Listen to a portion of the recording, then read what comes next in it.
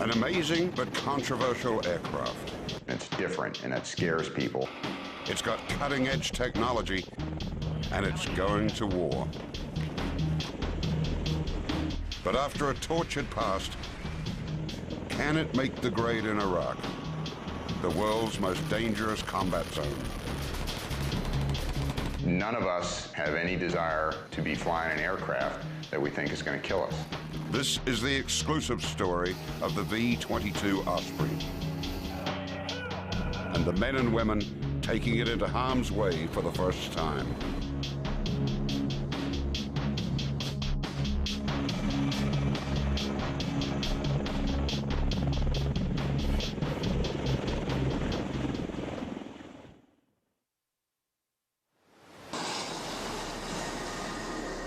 Somewhere in the Atlantic, a naval warship is on a special mission to transport a brand new fleet of 21st century aircraft across the globe, to go to war for the first time.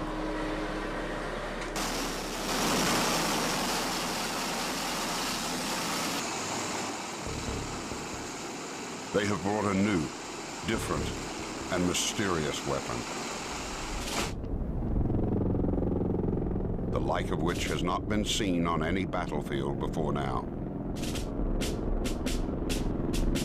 It's called the V-22 Osprey, part helicopter, part plane. They are headed for Al-Assad, Iraq. Transition across the Gulf is approved. Landing at Skid Row via pilot's on wrist, winds 2804.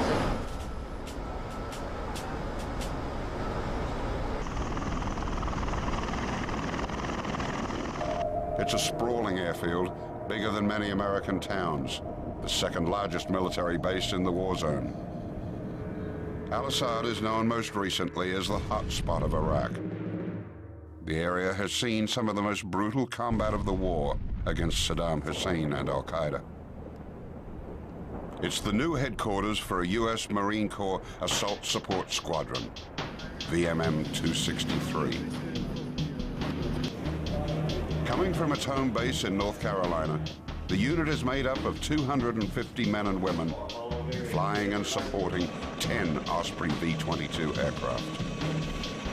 The Osprey could become a superstar of modern aviation.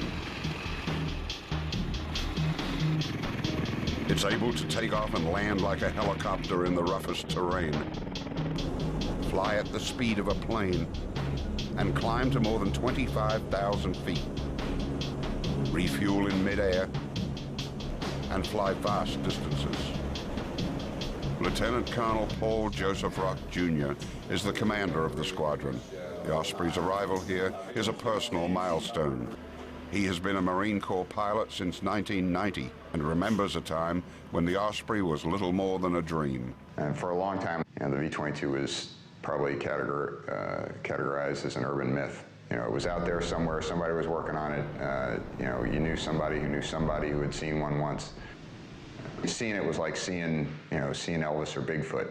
Rock started as a test pilot for the Osprey in 1997 and has been flying it ever since.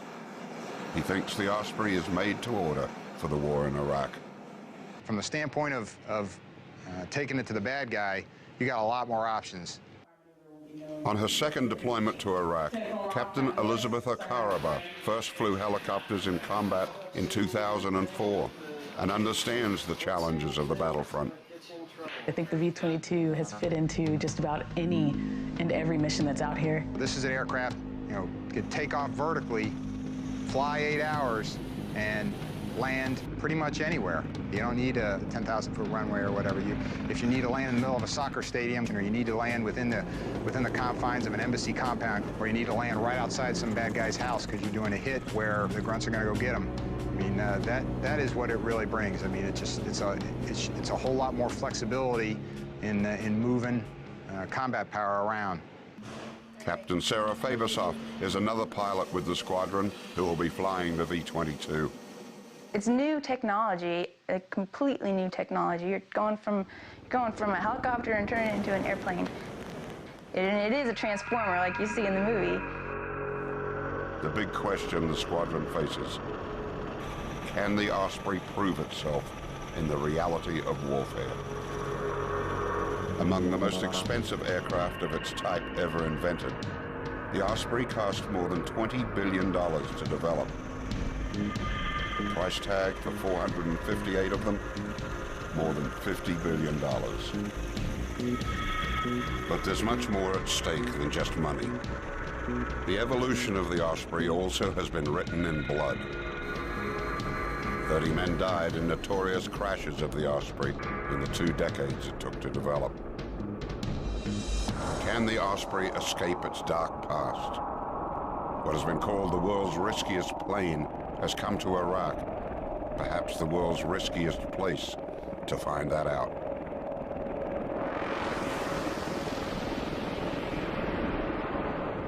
When you're trying to advance, when you're trying to do something revolutionary and bring a tremendous capability like that, it's not without pitfalls and risks. Yeah, this is an aircraft that's had an extended developmental history, and it is a revolutionary technology, and it's different, and it scares people. The squadron's assistant operations officer, Major Wes Spade, is on his 2nd tour in Iraq. The Ospreys have been at the Al-Assad base for 4 weeks, and Spade is coordinating plans to take infantry troops into combat.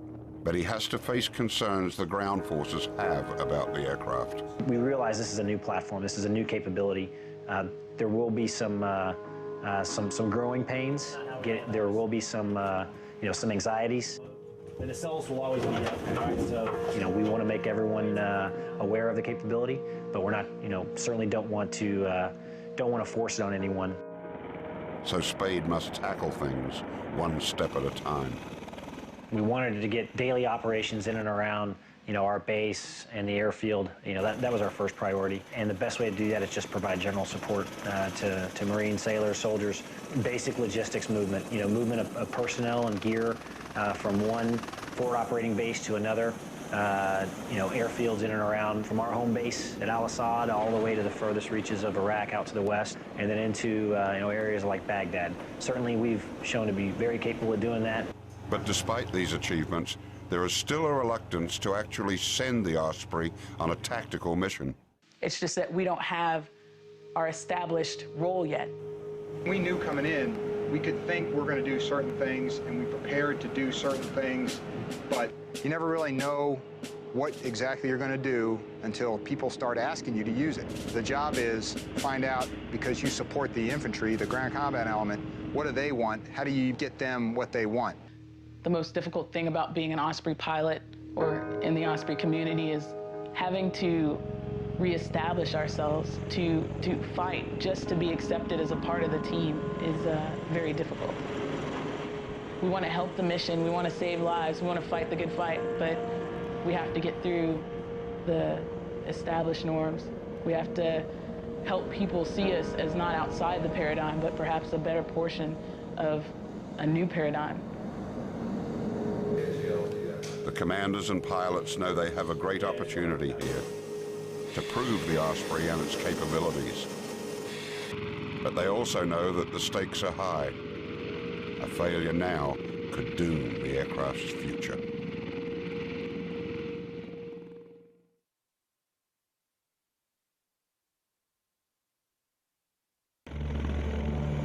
A Marine Corps aviation squadron is putting the world's newest aircraft to the ultimate test in the brutal sands of Iraq.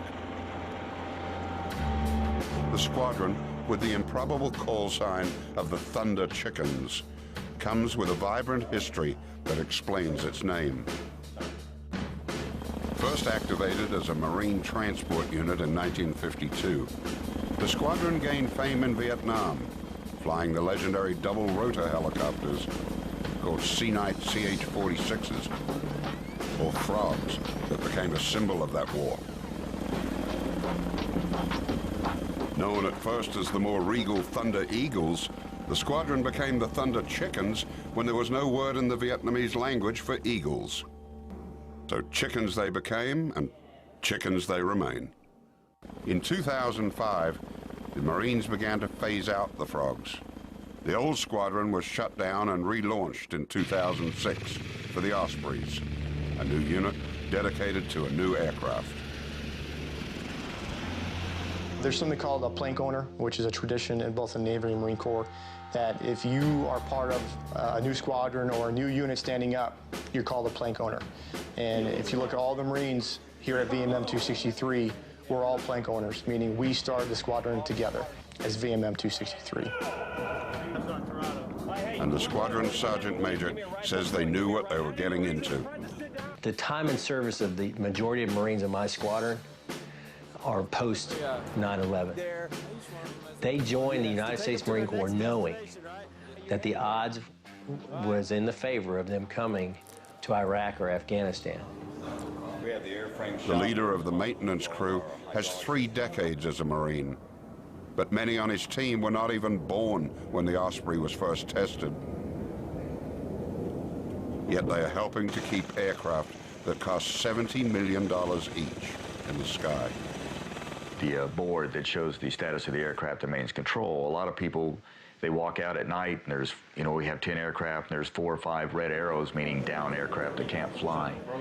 And they walk in the next morning and there's 10 green or blue arrows, means they can fly. And to them, it's just a magic transformation. They forget that there's, 80 or 90 human beings out there, whether it's hot, whether it's cold, whether it's raining, whether they have a hangar, whether or not, those planes are going to get fixed that night.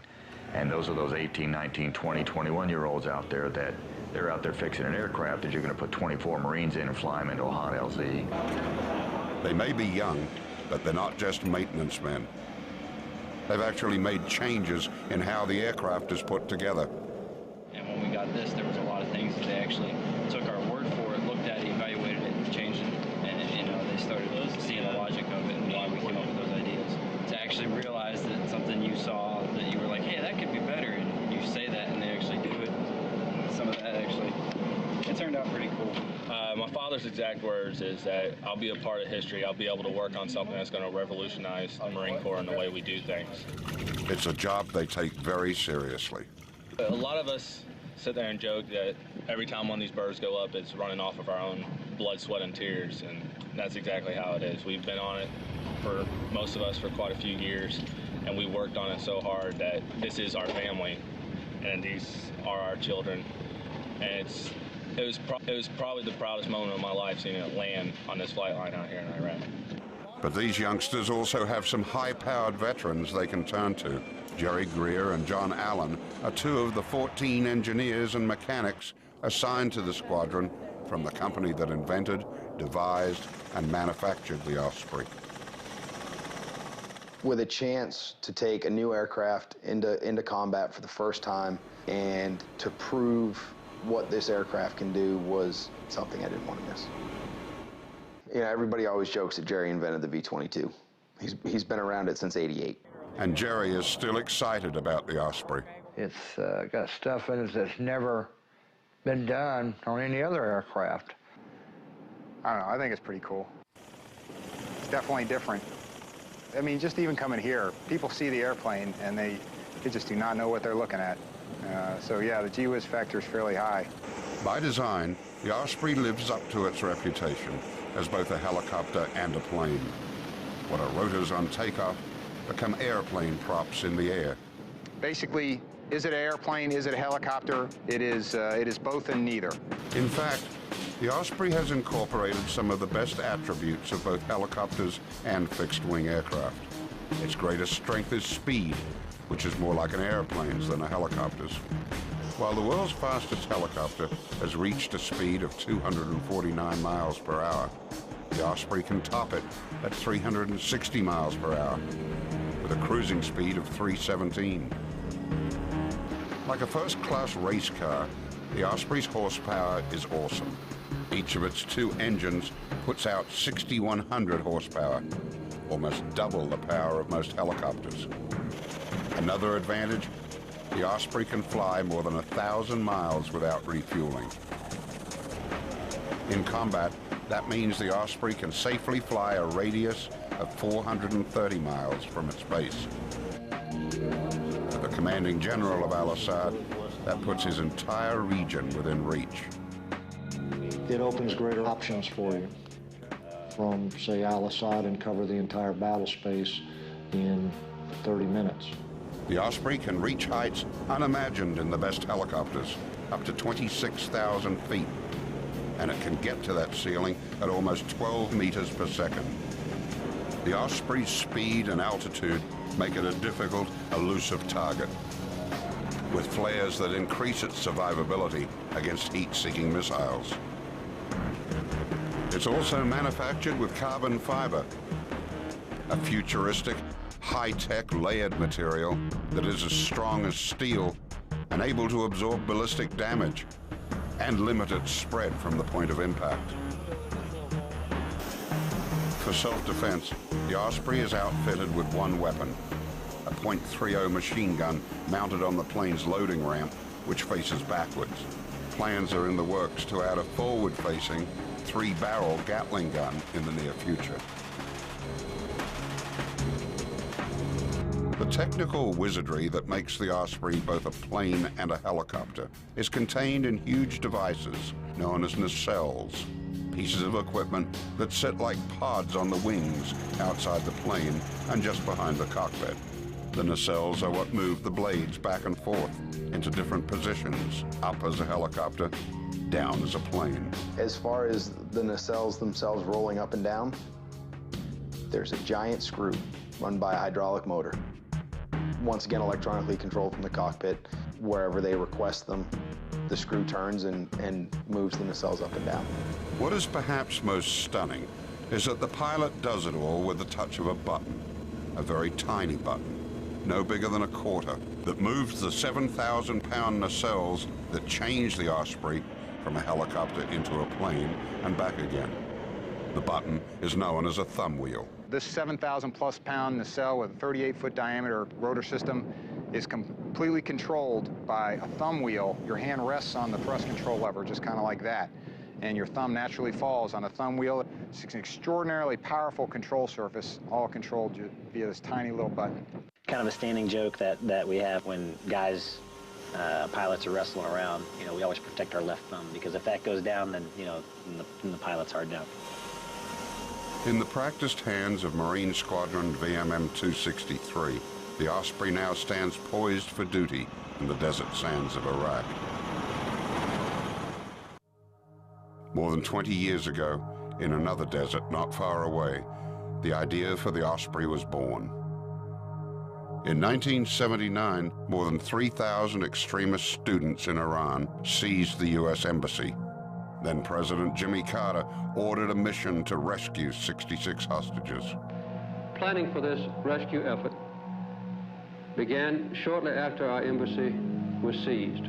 But the mission was a disaster, ending in aircraft crashing in southern Iran at a remote location codenamed Desert One. To my deep regret, 8 of the crewmen of the 2 aircraft were killed. That disaster led to demands to develop a new type of aircraft that could not only take off and land vertically, but also could carry combat troops and do so at speed. By 1982, a partnership of Bell Helicopter and Boeing had won a U.S. government contract. They had Ospreys on the drawing board and later in testing. The plane first took to the skies on March 19, 1989. But with costs quickly doubling, the Osprey ran into major political opposition. Worse than that, the Osprey also encountered a series of crashes. The first crash occurred in 1991, with all crew members miraculously escaping alive.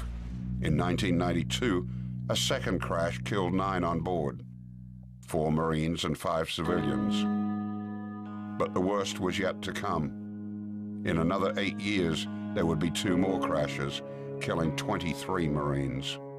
Well, I mean, if you're going to talk tough times, it would probably, at least in my experience, it begin with the mishap in Arizona, in Marana, Arizona, in April 2000. You know, that combined with the mishap later in the year in December of 2000, right there in eastern North Carolina. I mean, both, you know, tremendous tragedies in and of themselves. Both, you know, aircraft were full of friends of mine. A witness to the April crash in Arizona Rock was flying in formation in one of 4 Ospreys, waiting to go into a landing zone. One section was going in to put some Marines in, while the second section was holding because we were going in to help with the extract. From a couple of miles back, Rock saw everything start to go wrong. You could absolutely see what was going on.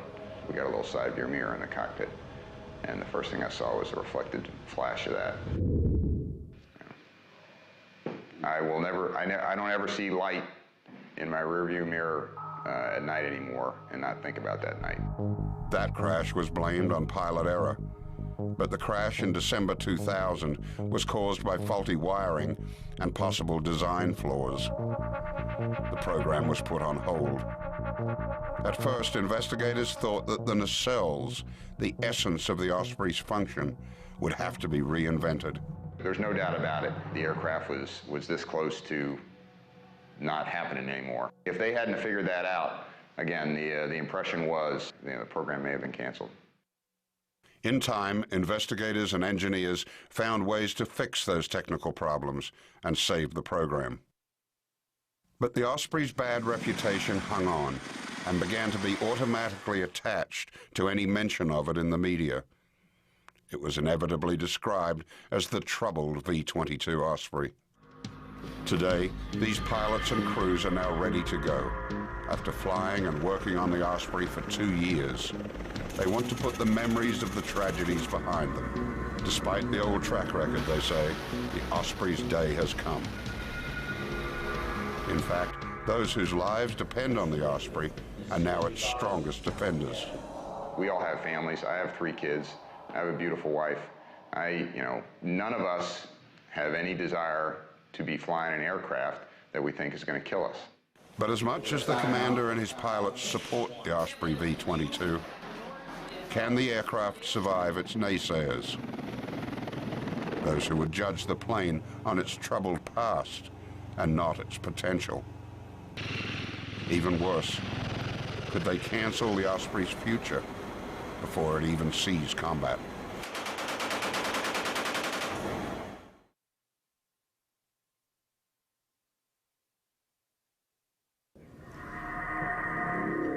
Finally, 2 months after the V-22 Osprey arrive in Iraq, the revolutionary but controversial aircraft is assigned to carry troops into combat.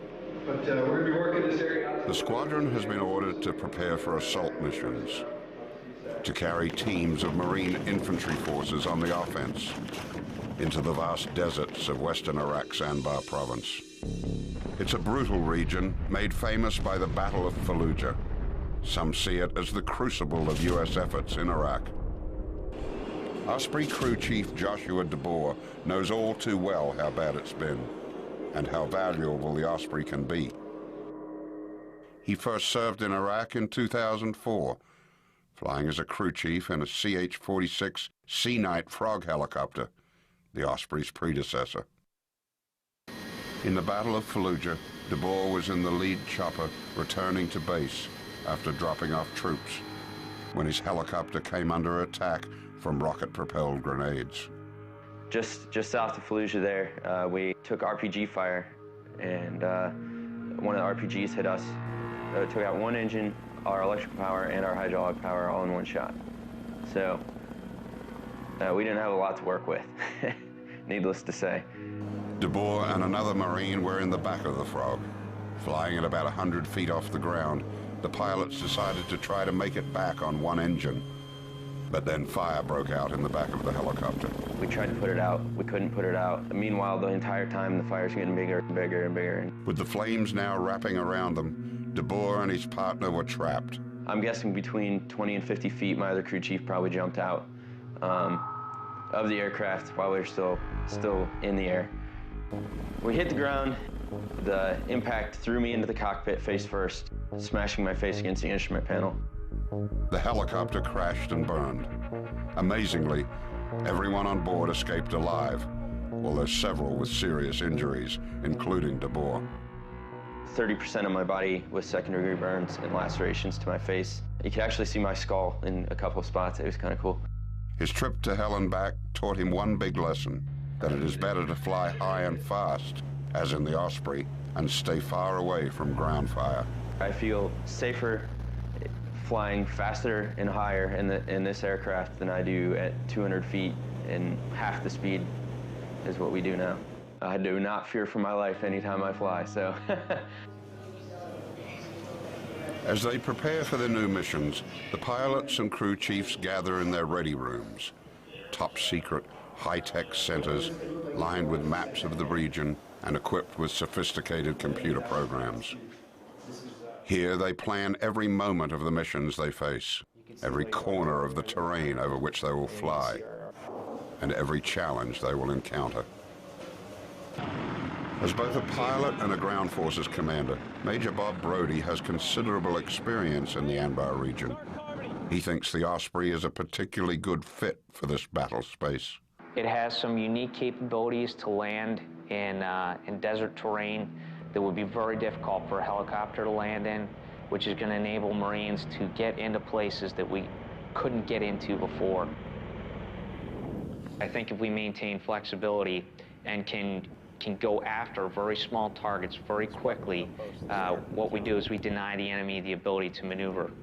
And we interdict them, we disrupt them to the point where they can't mass and they cannot attack us.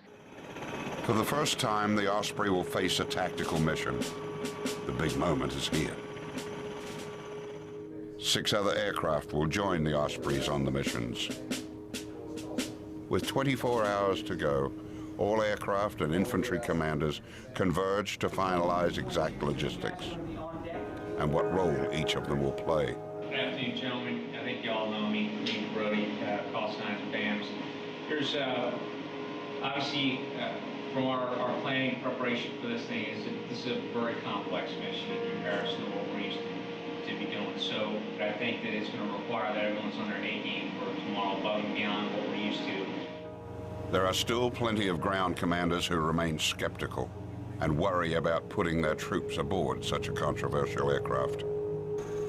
One of their major concerns, the Ospreys lack the ability to auto-rotate, an emergency maneuver executed by helicopter pilots if their engines fail. In auto-rotation, a pilot uses downdraft to get the rotors spinning as fast as possible to regain control of an aircraft and soften a crash landing. Because of its different design, the Osprey can't do this maneuver. But the team is confident they don't need auto-rotation. With its awesome horsepower, the Osprey can fly on one of its 2 engines in an emergency. And the chances of having 2 engines stop working at the same time are minuscule. I can't imagine both engines, receiving battle damage at the same time. If both engines are shot up, you probably have other issues, and auto-rotation is probably the last thing you're going to have to think about. But there are other problems. In part because of its speed, one of the real challenges will be how to fly the Osprey at safe distances from other aircraft. Deconfliction, or keeping space between all the aircraft on the missions to avoid collisions, is an object of concern. Deconfliction and working and operating around other aircraft, it's a serious business. It's honestly a meeting of the minds. It's a roundtable discussion, figuring out where assets need to be, and that is the next step. You can deconflict by altitude, by time, or by lateral, just by slapping a boundary down. Hey, you own this side, I own that side. This aerial ballet, and which is what it's going to work out to be tomorrow. And I know we'll do well, but just remember that the reason we're out there is to interdict, disrupt, and conduct, scouting and screening.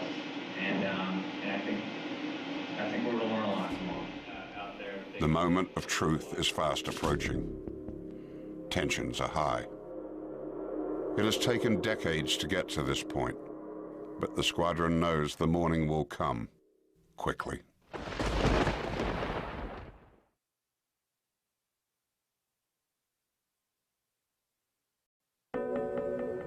Dawn breaks over the desert sands of Anbar province, casting first light on Al Assad Air Base, the second largest military operation in Iraq.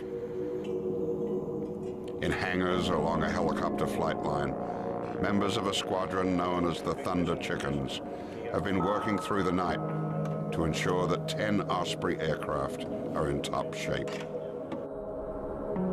After decades of development, years of testing and training, after 2 months of preparation, the day of reckoning has arrived. This is the day that Osprey pilots and crews will, for the first time, take to the skies to fly ground forces on a combat mission. You know, I don't know if you call it nervousness or just anxiousness, but yeah, there's always a little bit of you know, butterflies before each mission. Boarding one of the Ospreys, Major Bob Brody, a veteran pilot and a ground forces commander, introduces the grunts to the aircraft. Most of them are seeing it up close for the first time. I've got a very important question. Send it. Where are the armrests? Is there an in-flight manual? Right here. Those of you that have not ridden on this aircraft, it is a sporty ride, and it's much different than from the 53. 53 kind of comes down. When it goes forward, it kind of leans forward. This is an airplane for all intents and purposes. So when they pull out of that zone, you're going to feel a lot of acceleration. So here's the last thing, gents. Obviously, everything goes sour on us when we need to start fighting. You just take care of business and don't worry about anything. All right, you just start taking care of that target. This is an aircraft unlike anything they've flown in before. Again, I can't overemphasize the acceleration and deceleration. All right, we're going to accelerate, you know, rather rapidly. So make sure you grab on everything that you've got. Okay, try to strap it in. You guys definitely need to be strapped in, especially guys in the back. For the Iraqi armed forces joining them on the mission, it's total future shock. They've never seen anything like this. This is our Marine Corps' newest airplane that we're flying in over here. It's a salt sport aircraft. طيارة جديدة طبعا عليها استطلاع طيارة جديدة أول مرة يستخدموها بالاستطلاع عملية الاستطلاع يمكن طيارة هليكوبتر بس بعدين حتى الجناحات تكون طيارة اعتيادية طيارة هليكوبتر.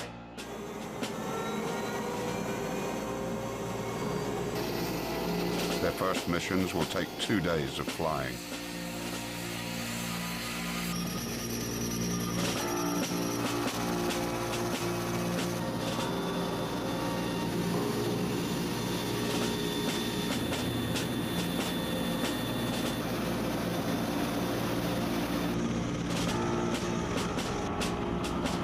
Three Ospreys head out across the vast landscape,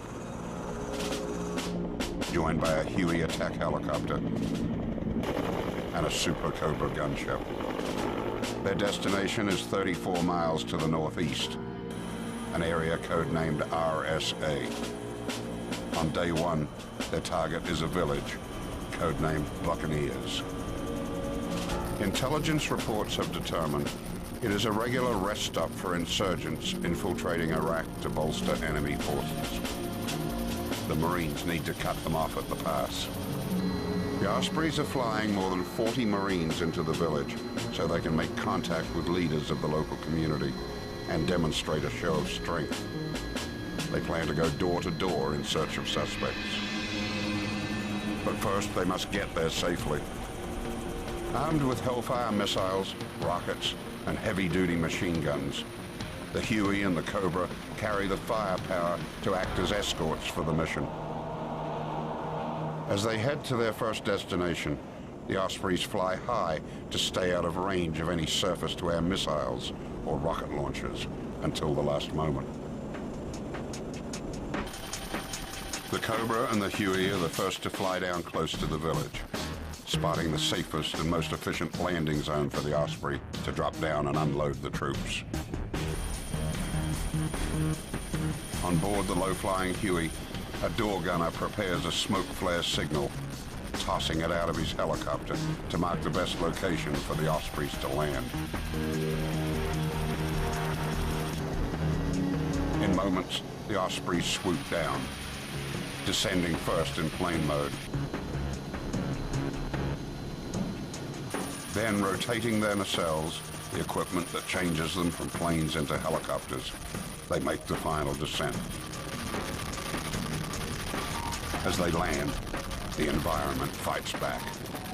Like any helicopter landing in this desert, The Osprey's giant blades stir up a blizzard of flying sand and dust. It is the type of situation that can turn deadly. It can blind or disorient pilots and the crews guiding them down. But the Osprey has a sophisticated computerized control system that comes to the rescue. For the hover couple, the system links with an onboard global positioning system, or GPS, to automatically read the plane's position and height and help land the aircraft for the pilot. Once safely on the ground, the Osprey pilots have another technical advantage. Thick sand wraps around them and threatens to blind the ground troops as they disembark. The pilots engage the nacelles to blow away the sandstorm. Once it's clear, the Marines' infantry forces hit the ground quickly, fanning out around the village. They will stay on here as the Ospreys again take to the skies and return to base. Security in Anbar province has improved enormously since the first Marines arrived here in 2004, but the enemy is still a serious threat in this region. Sending the squadron on these missions, the commanding general of Al-Assad is determined to turn the tables. There's still an active enemy out there, but we maintain a high operational tempo in support of all the actions here in order to keep continuous pressure on it. We want Al-Anbar to be a dangerous place for a foreign fighter or for an insurgent. Trying to cover this vast region by ground alone would be impossible. Distances the Osprey can cover in minutes could take hours. And here, the Osprey also outstrips helicopters. The Osprey's strengths, speeds of more than 300 miles an hour and range of more than 1,000 miles without refueling, come into play. It may fly at the speed of a plane, yet it can land at locations no plane can approach. Day 2 of their first ground combat missions begins. They are flying more than 40 infantry troops to the far west of the war zone to scour the border of Iraq and Syria. This is notorious territory. It has been a well-known route for smugglers and bandits for centuries. Today, insurgents are coming this way. This operation includes a small armada of aircraft. Their targets are a multitude of hiding places, visible only from above. Distant side roads, ravines, wadis or dried up riverbeds, and even small caves. Huey and Cobra pilots flying escort lead the search. The Ospreys stay high until a Cobra pilot spots a cave they've been seeking. Intelligence reports have indicated this could be a storage location for a cache of weapons and explosives being smuggled across the country.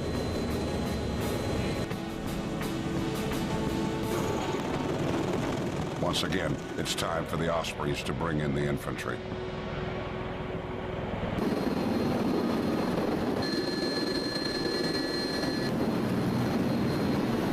Once again, the troops hit the ground.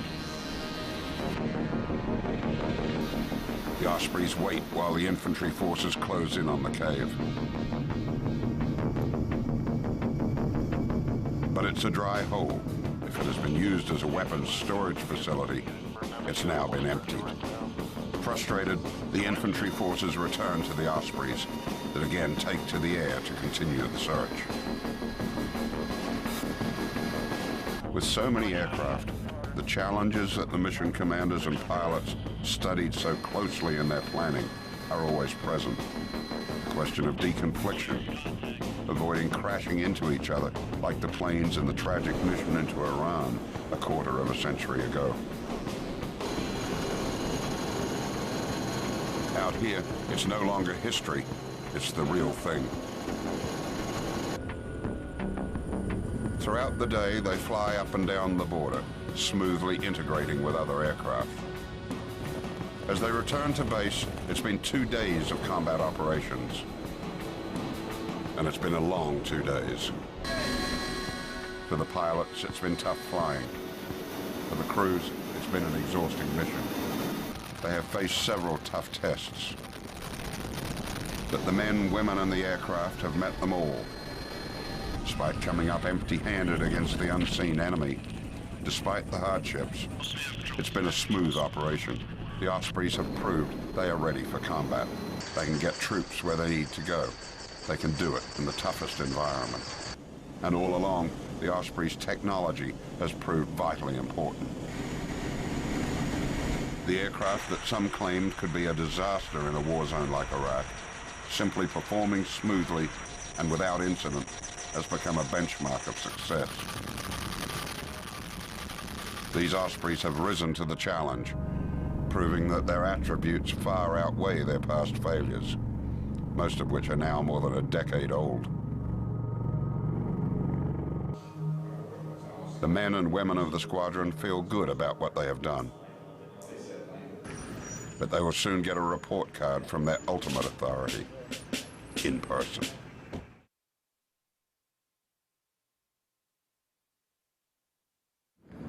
Daily life in Iraq is no day at the beach. But for the squadron known as the Thunder Chickens, it has its moments.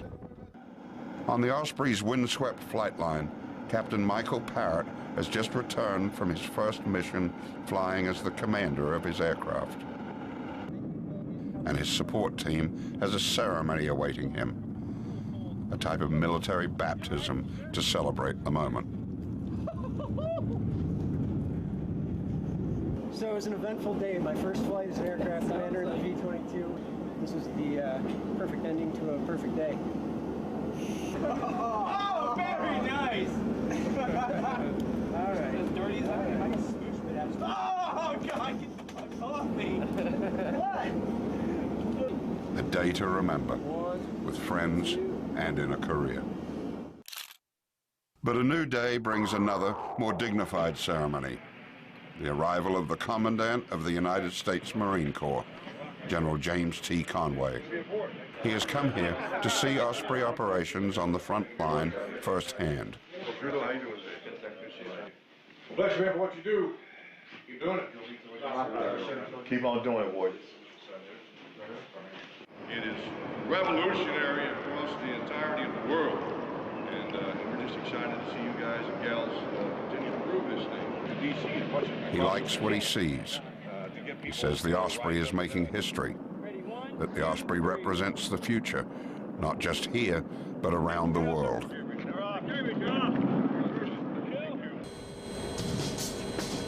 While the aircraft's introduction to the battle zone has been incremental, its advocates say its future is unlimited. It is a superior aircraft that is going to support Marine Corps aviations and take us to places that we don't even know about yet, I don't think.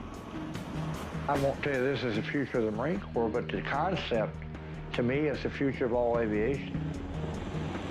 While this feels familiar because some of us have been to Iraq before, all new experiences and all new mission planning. Everything is somewhat new. It has an old flavor and feel to it, but it's all new. That's what these pilots hope for. A new day and a new chance for an aircraft they say deserves both. There's definitely an evolution that the aircraft is going to have to go through in order to be used to its full potential. You know, it's all about just trying to find out how to leverage the capabilities that each one can bring to best effect. Carry more, go faster, go farther. Those are all kind of raw capabilities.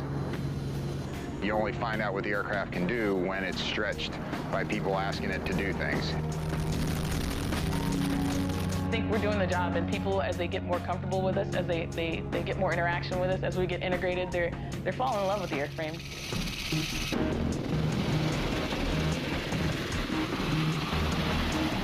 It has taken a quarter of a century of tough challenges to bring the Osprey V-22 tilt-rotor aircraft to this distant battlefield for the first time. It's been an arduous journey, but its advocates insist it's only the beginning.